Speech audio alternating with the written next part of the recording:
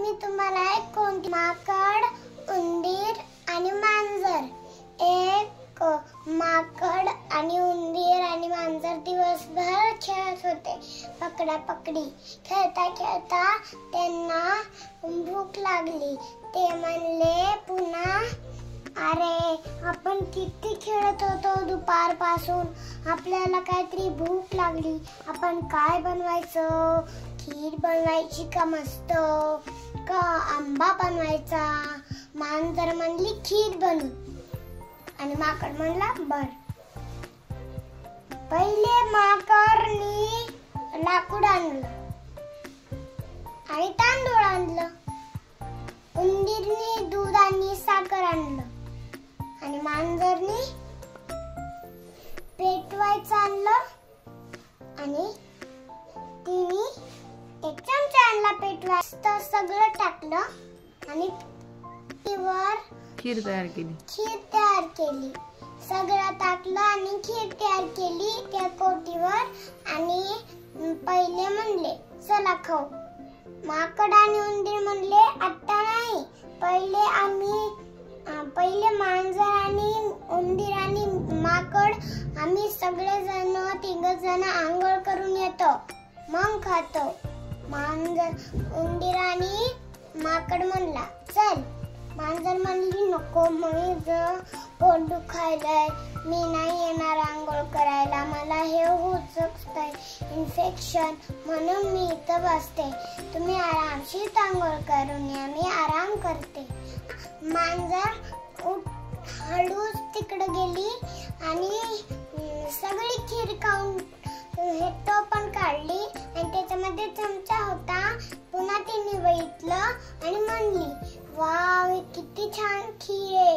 माकड आणि उंदीर येऊपर्यंत मी पटापट पटपट खाऊन घाते, पण मी कोणता तरी विचार करते असं म्हणली.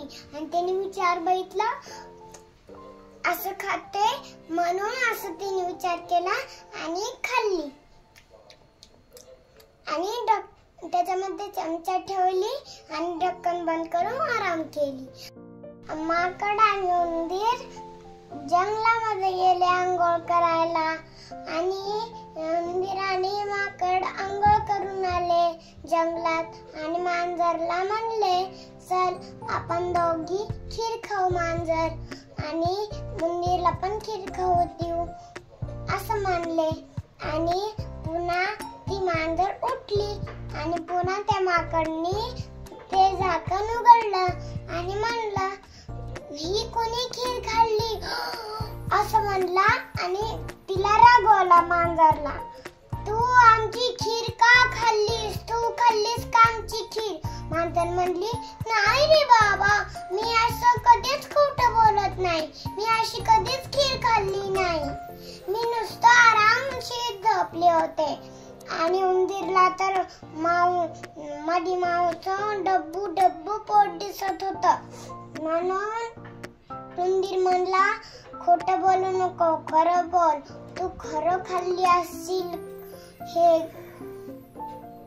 खीर, खोटं बोलू नको, आम्हाला खरं बोल, खीर खाल्लीस का ते? उंदीर म्हणला असा. मांजर म्हणली नाही रे उंदरा, मी नाही खाल्ली, मी खोटं बोलत नाही तुला, मी खरं बोलते. पुन्हा माकड म्हणला मी घागरी घेतो आणि पाण्यावर टाकतो, तर बघतो मी कोण पहिले बुडून जातोय. मग माकडाने घागरी घेतली आणि पाण्यावर उलटी टाकली. पहिले माकड बसला घागरीवर आणि म्हणला फुफ फुफ करी वरचे डोंगरी, मी खीर खाल्ली तर बुर घागरी. पुन्हा उतरला. घागर काही बुडलीच नाही. पुन्हा उंदीर उडी मारला आणि म्हणला ची ची करी वरचे डोंगरी, मी खीर खाल्ली तर बुर घागरी. आणि ते घागर हल्लीच नाही. पुन्हा उतरला ते. आता होती मांजरची बारी. पुन्हा मांजर म्हणली मी नाही खाल्ली रे खीर, मी नाही जाऊ शकत पाण्यामध्ये. आणि माकड आणि उंदराने जोरात तिला घागरीवर ढकललं आणि टाकलं घागरीवर. मांजर अशी अशी अशी अशी हालत होती आणि म्हणत होती, अरे म्याव म्याव करी, म्याव म्याव करी वरचे डोंगरी, मी खीर खाल्ली तर बुड बुड घागरी. ते माटका पाण्यामध्ये बुडत होता आणि ती मांजर पण पाण्यामध्ये बुडत होती आणि खेपकन अशी पाण्यात पडली आणि वाचवा वाचवा म्हणली. उंदीर आणि माकड म्हणले, तू जर असं मला खोटं बोललीस तर आम्ही तुला खीर नाही देणार असं म्हणलं.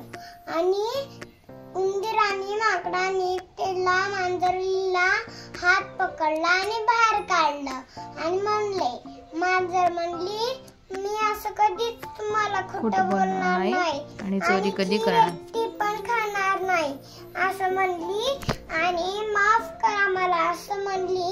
पुन्हा माकडाने तिला माफ केलं आणि परत त्यांनी सामान आणलं. चूल पेटवली आणि परत तिघांनी प्लेटवर खीर टाकली सगळ्यांच्या आणि खाऊन घेतली. Yummy yummy tasty. मग स्टोरीचं तात्पर्य काय? संकट काळे नाही ज्या वेळेला आपण मित्रांसोबत राहतो त्यावेळेला खोटं कधी बोलत नाही. खोटं कधी बोलायचं नाही आणि चोरी करायची. परत एकदा सांग तात्पर्य. असे आहे, संकट काळे आपण आपल्या मित्रांना मदत करावी. चोरी कधी आणि आपण आपल्या मित्रांना कधी असं खोटं बोललो तर आपले मित्र आपल्यावर चिडतात आणि मित्र पण होतात.